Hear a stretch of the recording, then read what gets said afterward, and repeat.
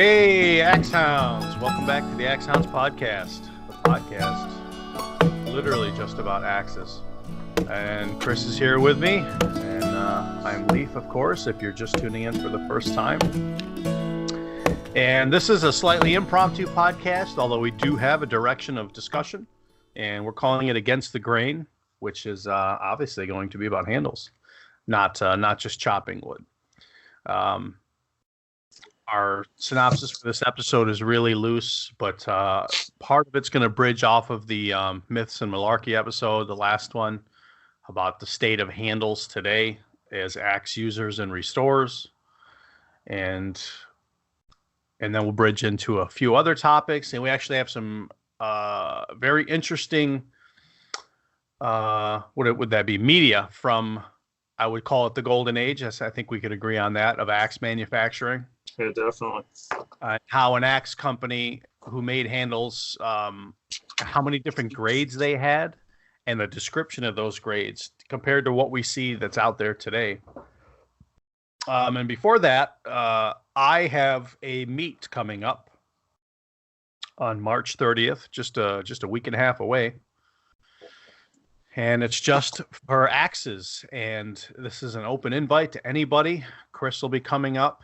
There's a lot of other people coming up, and it's just whatever you want it to be. I'll provide coffee, possibly some snacks around lunchtime. If you want anything bigger than that, you'll probably have to pack that.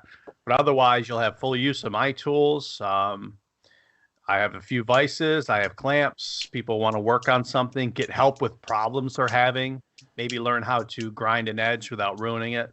And just think of those basic skills. There'll be some historical pieces here as far as the axe community is concerned. Some old heads, some things that aren't made anymore. Get a chance to look at some history and these kind of things that interest us.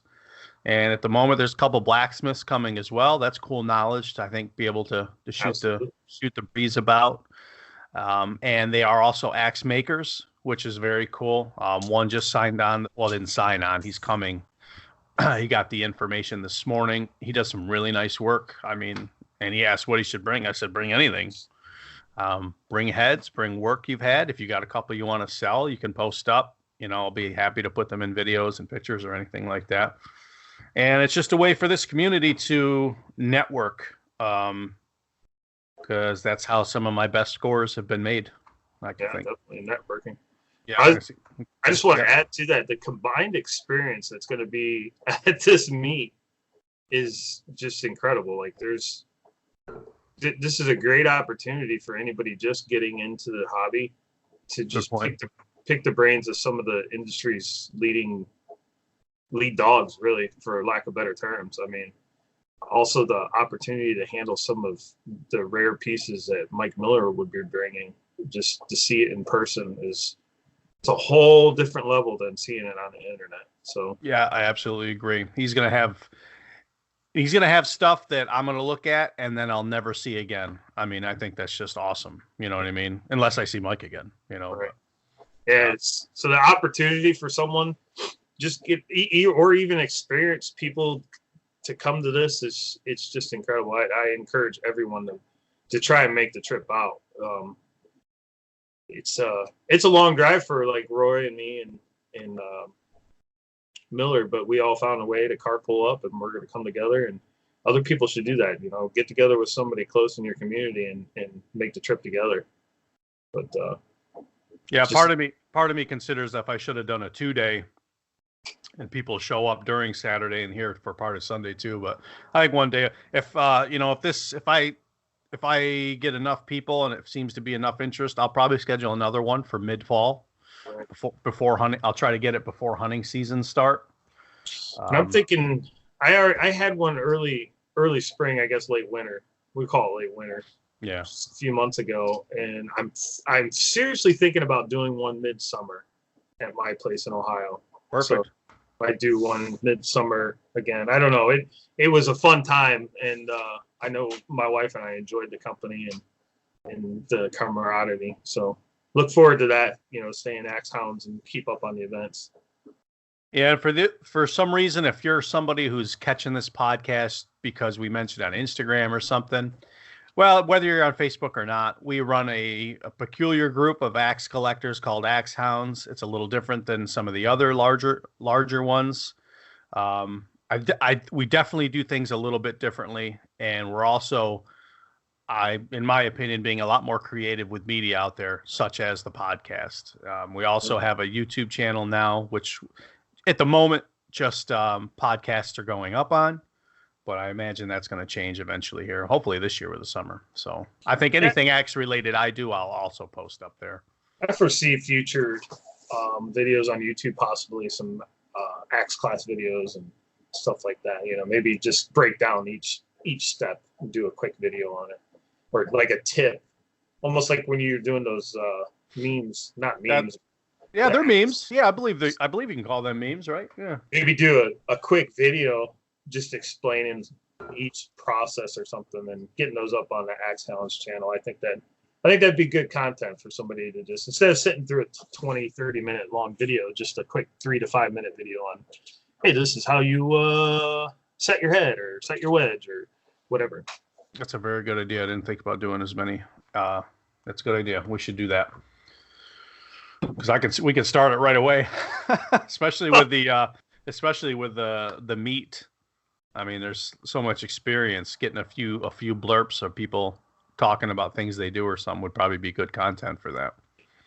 And I think also we talked about, at the meet, we're gonna try and record another podcast. Oh yeah, yep. And along with the meet, there's that too. Yep. That'd be a good opportunity to see it live in action, and maybe even have a moment on there to speak your opinion about the hobby or whatever. Yeah. I'll make it raw too. I'll just walk around with the DSLR. I think a few of us will gather together, and I'll just turn that into an MP3 for an impromptu podcast, because I can upload that easy. So look forward to that in a couple weeks, because I'll probably put it up on the following day. But cool. And with that too, some sponsors have stepped up to help the event, which is awesome. The first one to jump on was Red Label Abrasives, and I'm going to do them due diligence and just mention their name for the next, few podcasts in the media and stuff. They sponsored with some belts, a banner, shirts to give away, a hat, and some other things, like for nothing, just because they wanted to be part of it. So I think that was really cool. Axe Wax, Noah, I think it's Trieger, I think he's saying he donated some of his Axe Wax canisters to do his door prize. I'm going to do raffles for everybody. Thrain Axe and Saw Co. sent a whole bunch of stuff. Like, I must have a couple hundred, I don't know, maybe 100 wedges in them packs. Wow. And I think I'm going to bundle them up smaller so I can get more guys hit with getting prizes. He sent a whole bunch of t-shirts, and I think he did there's some other things in there. I kind of forgot. If you know the community, Bark Eater Ben, he's sending up some Rook coffee. So he's sponsoring the event with coffee because he couldn't make it out of Jersey for the meets. So, and whatever else happens between then. So I thought that was really cool. So it's worth mentioning now and a few more times for these guys. And with that, handles. And I think Chris made a good point on the last podcast about going with what you got, and maybe reiterate that fact if you wanted to. Yeah, I mean, just don't let a bridge. Don't let the fact that you can't find a textbook handle stand in the way of you hanging an axe.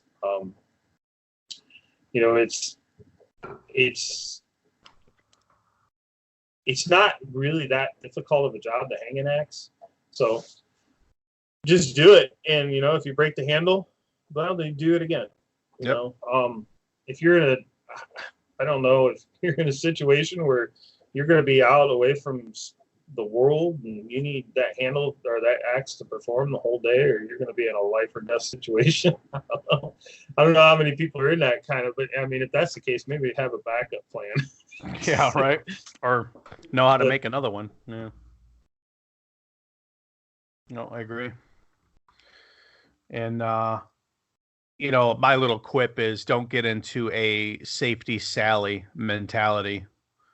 when it comes to that as well. Somebody picks the wrong grain handle, or you got a little hardwood mixture or something like that. The axe not going to explode and kill 10 people around you. I've broke handles. I'm pretty sure Chris has broke some handles. I've never been injured. I've never injured anybody else. The head's never gone fly and decapitated anybody. And don't get in that mentality. I think I mentioned this in the last podcast, but the only failures that I've ever had are from overstrike. Yeah, I think you did. Yep. I've it's not one of those things where you overstrike it and it breaks the first time. It's after several times, and every time I took that axe out, I knew it was getting weaker, but I just took it out anyway. And then I don't think it ever actually failed completely. I think it's just the overstrike was so much. I got nervous about it. 300.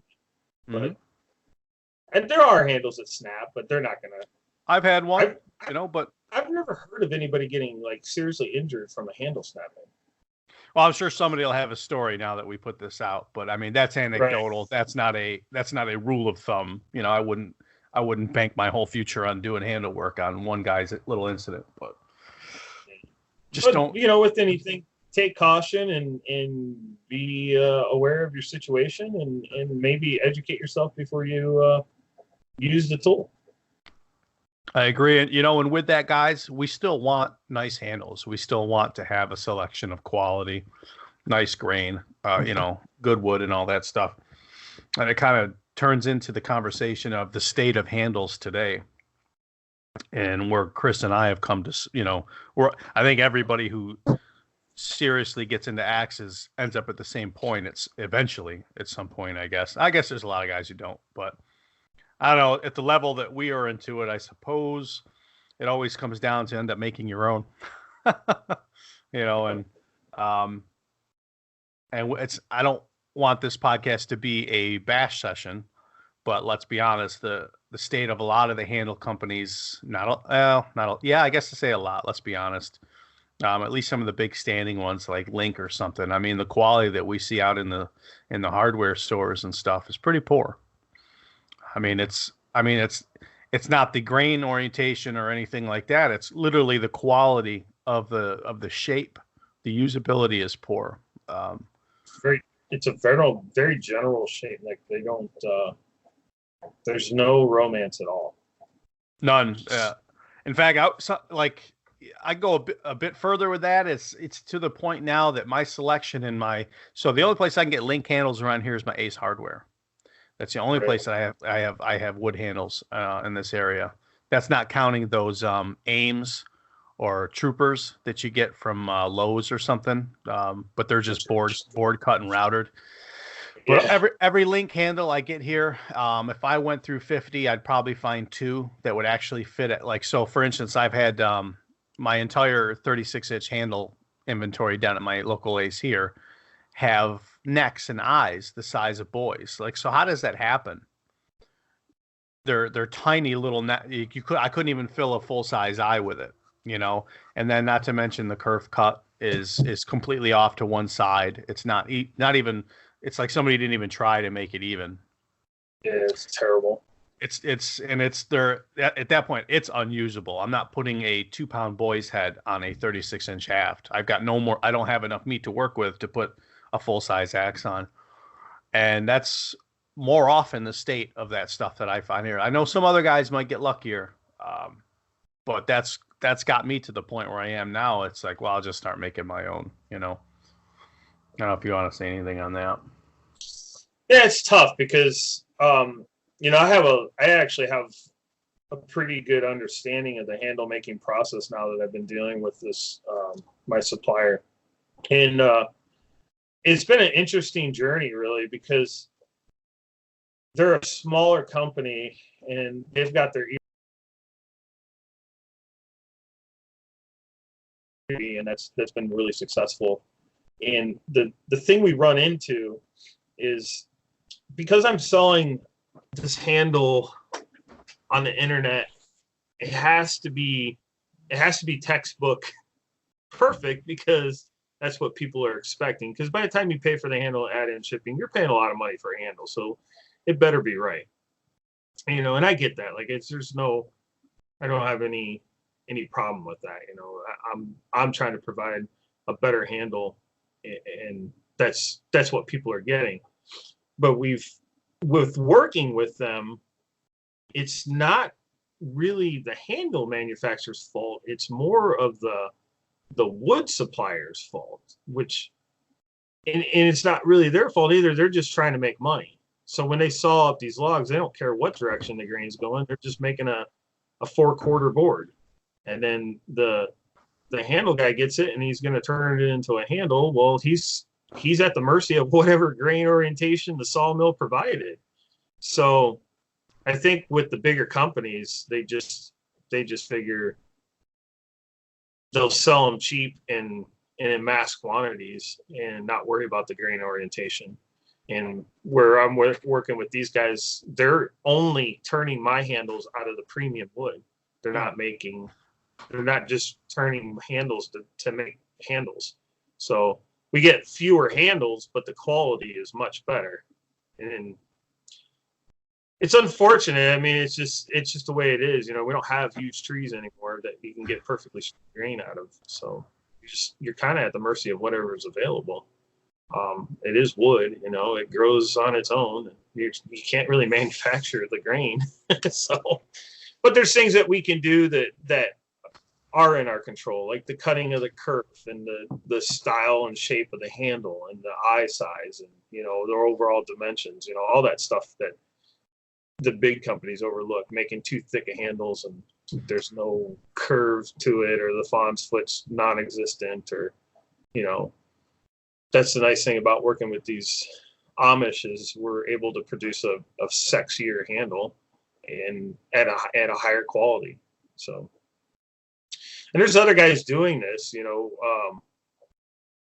there's custom makers, and then there's other guy like Whiskey River. He's hand selecting premium handles and doing the same thing. So yeah, and he's got some unique shapes too, right? I believe. Yeah, I mean his boys axe handles are gorgeous.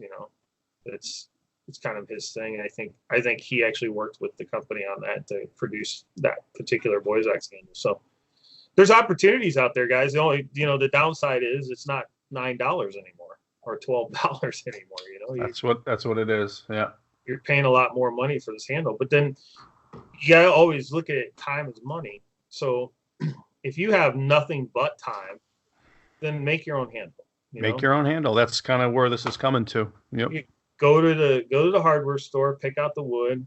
Good luck, because that in itself is a challenge.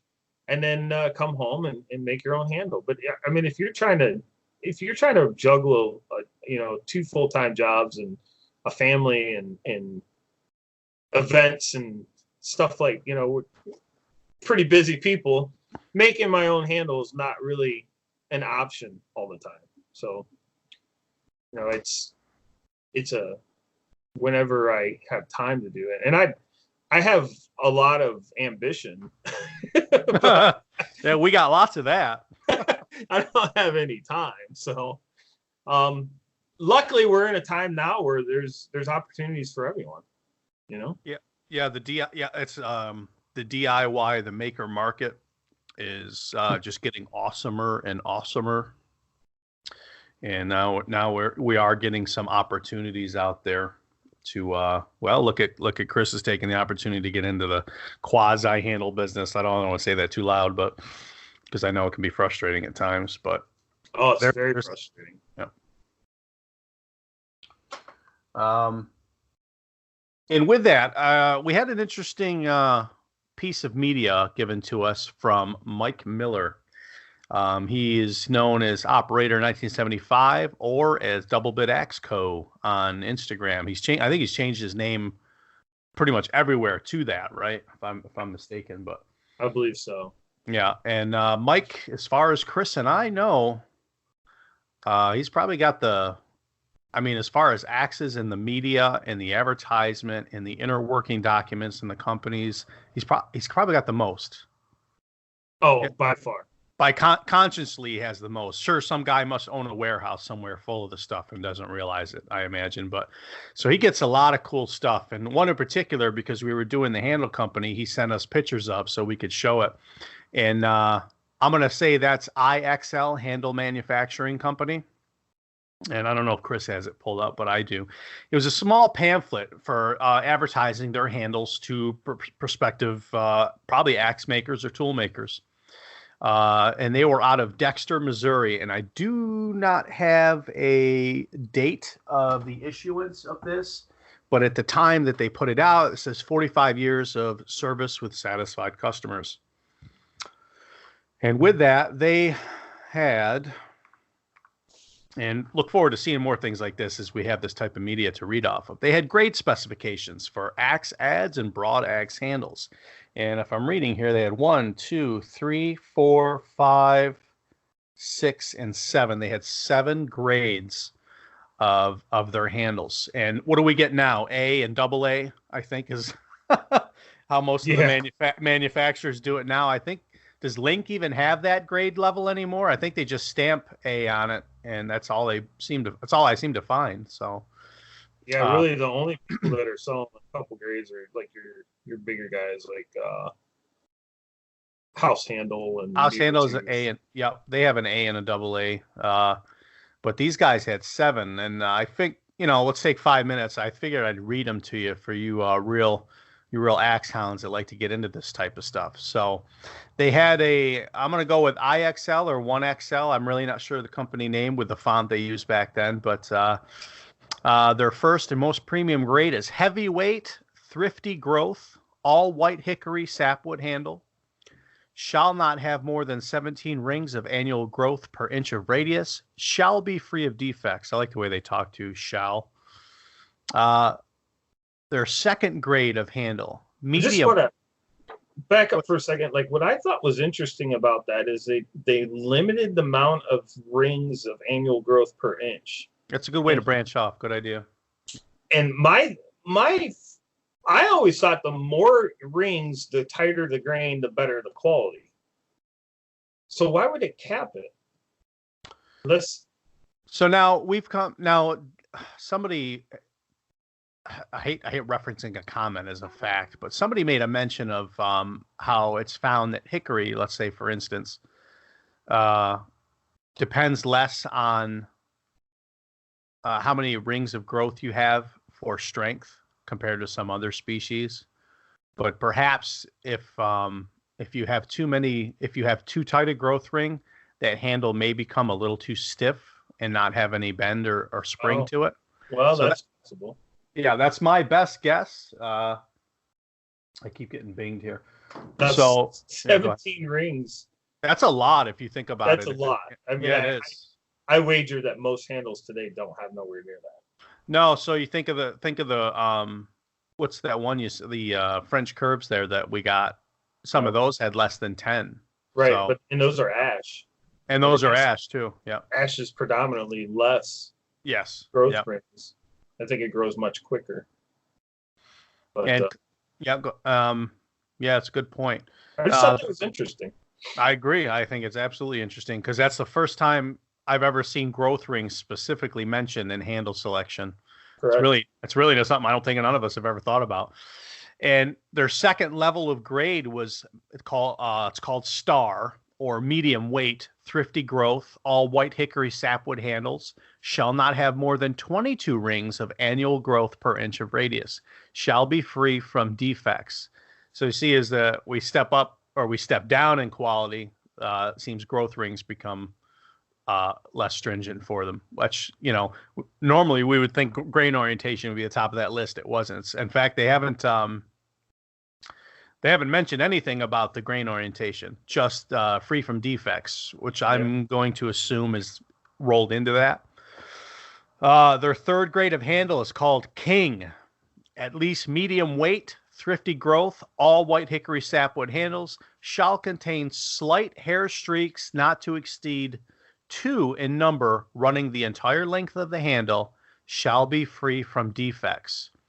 So slight hair streaks. I'd love to know what they exactly meant. I'm going to think maybe Gum lines or sapwood that or heartwood that might have streaked through. That's what I would. That's what I would assume. Yeah. And fourth grade of handle, it was called Ajax. Medium weight, thrifty growth, all white hickory sapwood handles shall contain slight iron streaks not to exceed 4 in number, running entire length of the handle. Shall contain slight red heartwood tipped, heavyweight handles. So now you're getting to a level where heartwood might streak through the end of the handle somewhere. And XC is their fifth grade of handle, shall be the same quality hickory as the Ajax, and shall allow 1 tight knot in the eye or 2 tight knots in the eye of the first 1/3 of the grasp end of the handle, the combined diameters of which do not exceed 1/4 inch. Shall contain red heartwood, tipped handles of medium weight. How interesting is that? So they're now getting lower and they're accepting some knots into the handle, which I have seen in vintage handles before. Correct. Yeah. I'll take a sip here. Moving down, they have number. I think that's 100. Or is it 109? I can't. The font is a little funny. It's 103 after that. It looks like it's smudged off. Yeah, I'll go with 100. Number 100 grade shall be of the same specifications and quality hickory as the XC grade, and containing defects so located that they do not impair the service of the handle. I think we're getting to the point where anything goes. Yeah. And number 103, serviceable white hickory sapwood, red hickory heartwood, and mixed hickory heartwood and sapwood, containing defects that are not permitted in the higher grades. No effort is made to manufacture this grade handle and is sold only subject to stock on hand and write in for prices. So my couple takeaways from this. First off, they didn't mention grain orientation anywhere. No, they didn't. Not at all. Nope. My second thing is guys, don't wrap your heads around these 22 rings and 17 rings and don't get caught up into that. Like I know a lot of this information gets put out and then all of a sudden it becomes gospel, and any handle that has more than 17 rings is just garbage. don't get wrapped up into that. And then my third thing is just the pure honesty. You know, you might order a handle from one of the big guys, and I won't pick on anybody in particular, and ask for a hand-picked grade A, and what you're going to get is a 103. Yeah, that's good. That's a good point. There's just no honesty about it at all. But these guys are straight up, just no effort is made to manufacture this grade handle and is sold only subject to stock on hand. Like it's priceless. You don't get that anymore. No. So you think of the logistics of, okay, this handle company's pushing out pallets a day of handles. Let's be honest. I mean, Link is still doing that, but they had somebody they had a team of guys going through just checking handle and separating handle grade quality. Yeah. I mean, it was that important.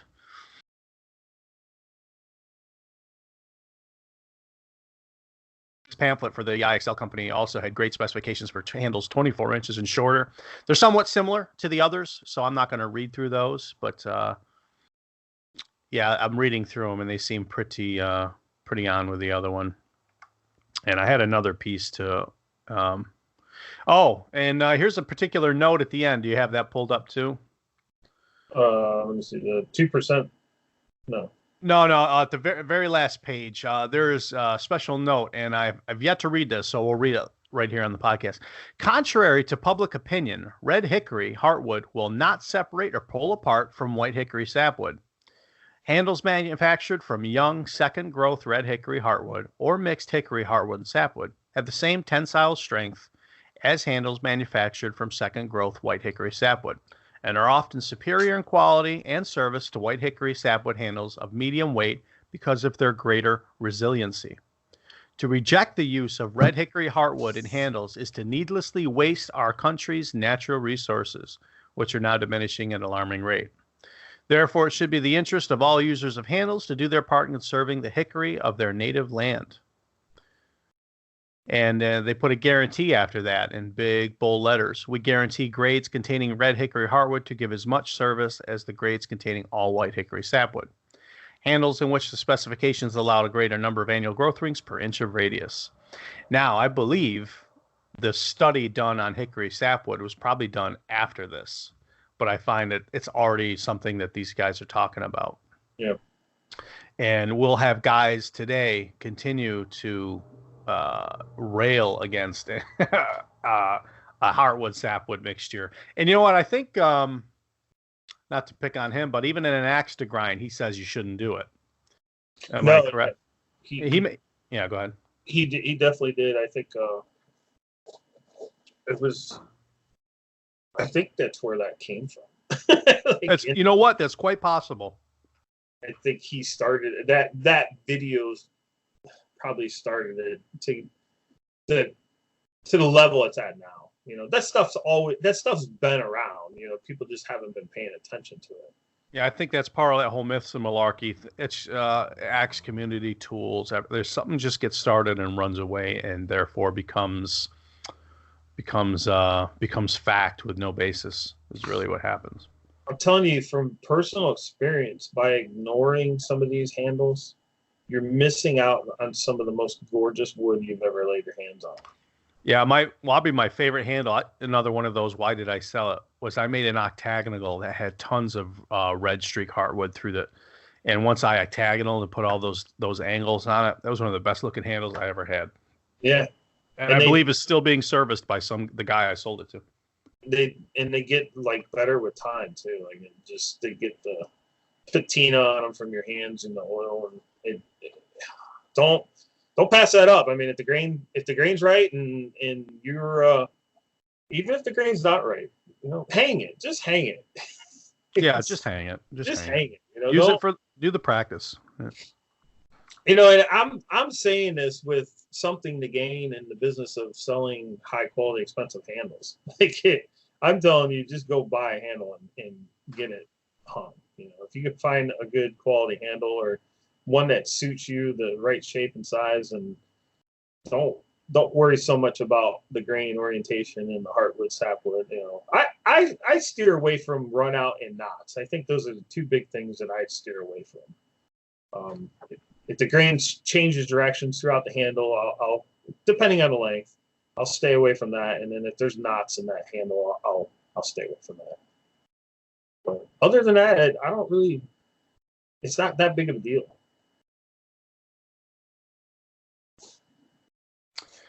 And you know, there's another piece. I still have that little blurb about a couple of questions that the Warren Axe and Tool Company answered for a customer that Mike Miller had sent us.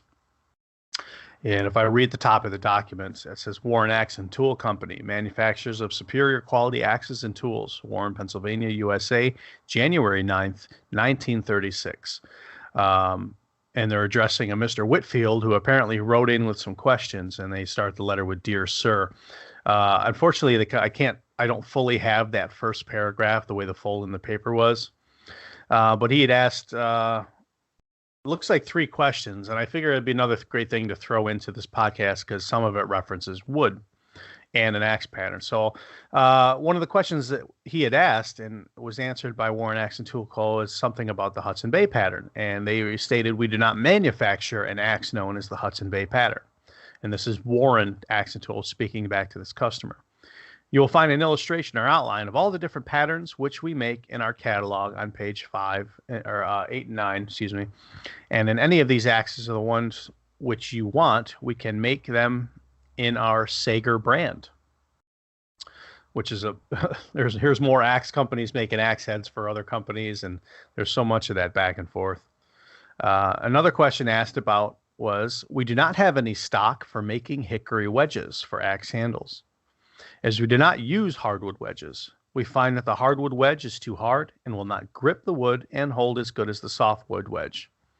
Our pine wedges, which we use, the wedge has a tendency, pine wedges which we use. Unfortunately, I'm reading this as the paper is bent. I'm going back a little bit. Hardwood wedge is too hard and will not grip the wood and hold as good as the softwood wedges. or pine wedges, which we use. The wedge has a tendency to work out when made of hardwood. We have metal wedges that can be used together with a softwood wedge, which will hold the handle securely.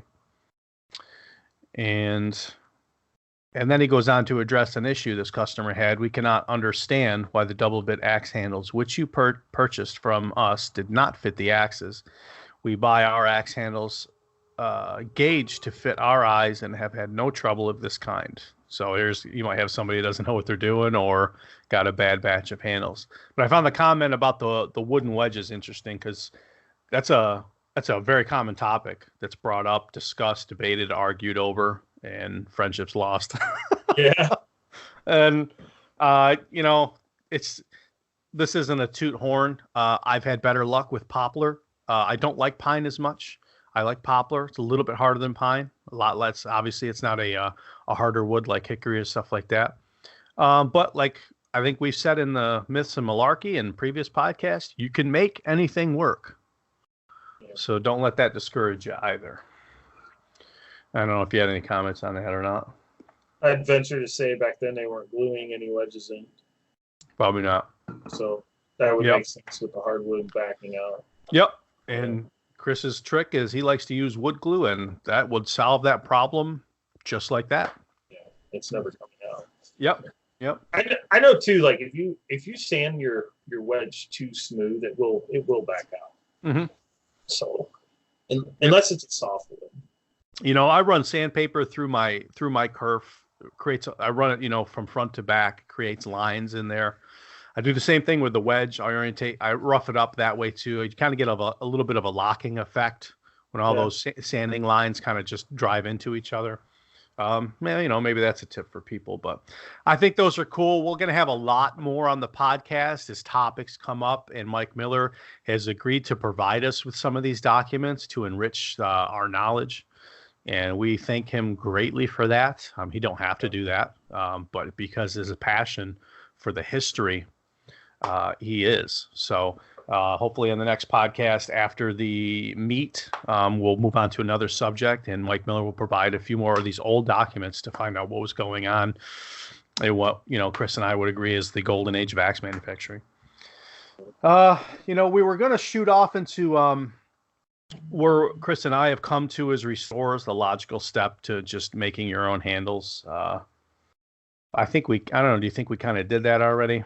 I mean, we kind of covered it. Just get the time, do it.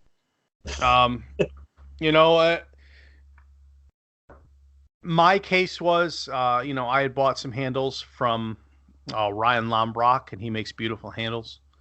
But I can't always afford that custom handle. I think his prices are more than fair for somebody who makes them that way. That's definitely not where I'm going, because I would be selling mine if I end up making any handles. They're going to see the same prices.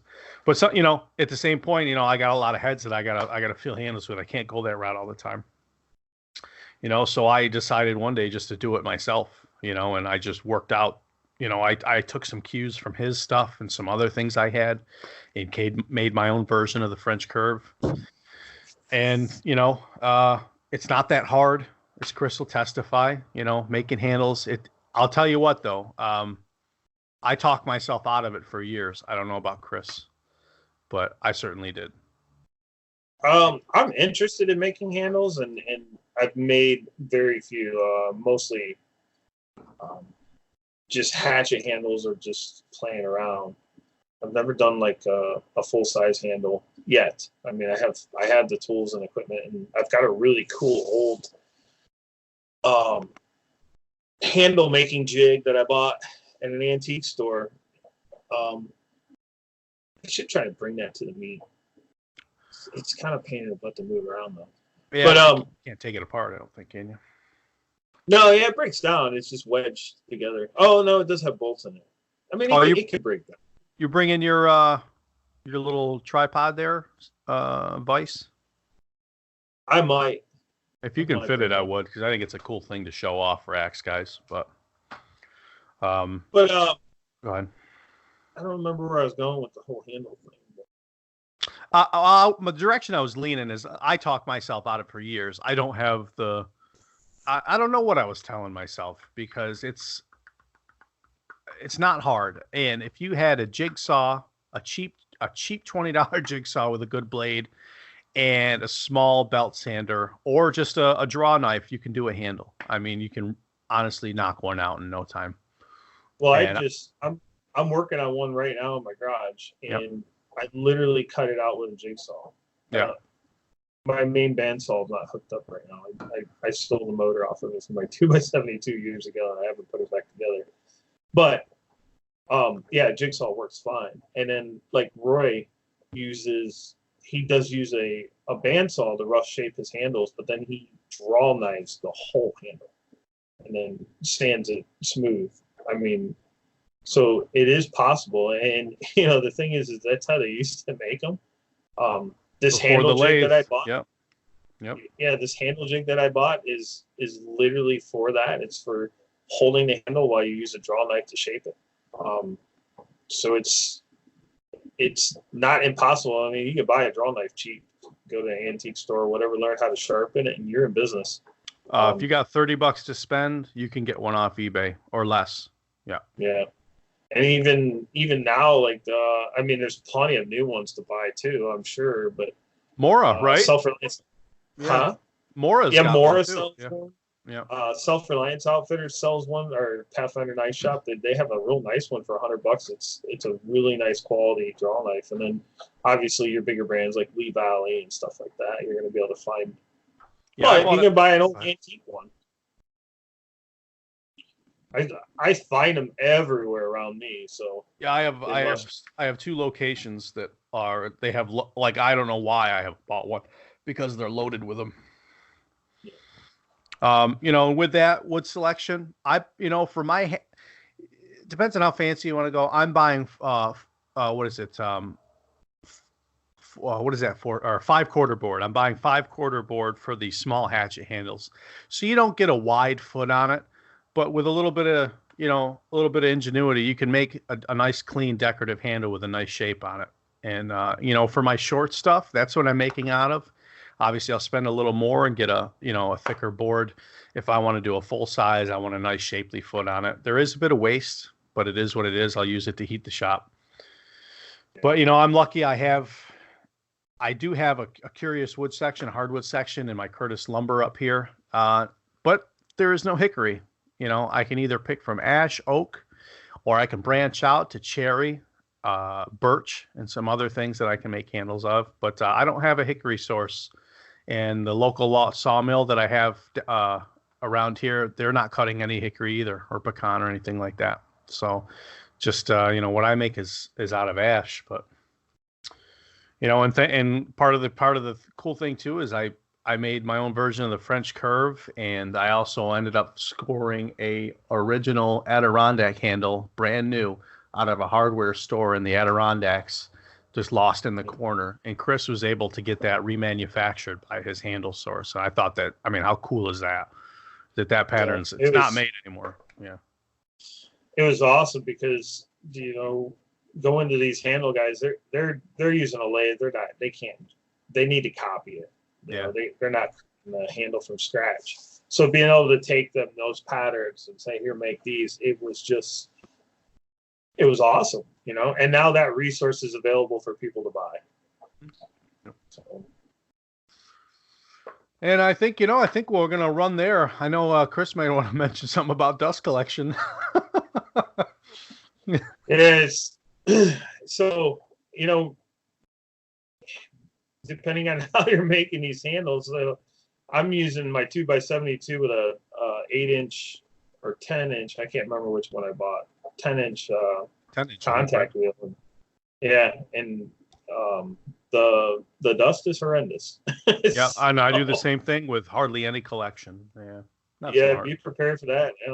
I'm throwing on a respirator, but it doesn't do much for the rest of the shop. Everything's covered in sawdust. And I can't wait till that big dust collection I get comes up that my mother's got down in North Carolina sitting there for me. Can't wait to get that. But other than that, well, that's it. Look forward to the next podcast being slightly impromptu and raw from the Axe meet itself. There'll be a couple live streams on the Axe Hounds group. I'll probably throw up one on YouTube. And, of course, the Instagrams. Chris is at Killinger Woodsman Gear and Tool on Instagram. I'm at Adirondack Wilderness Co. We both operate the at Axe Hounds Instagram page and YouTube. And similar searches can find us on YouTube as well. So if there's anything else you want to cap off with. Yeah, just thanks everyone for your support and continue support. Mike, special thanks to Mike Miller for providing us with some information, and we will definitely have him on more. It will be more of a meet Mike Miller thing. Yeah, I think that's a whole episode in itself. Yeah. So, but we're gonna keep going with this, and as long as people are supporting it and enjoying it, we'll keep making these. Absolutely. And with that, we'll catch you until the next time. Thanks, everybody, and talk to you later.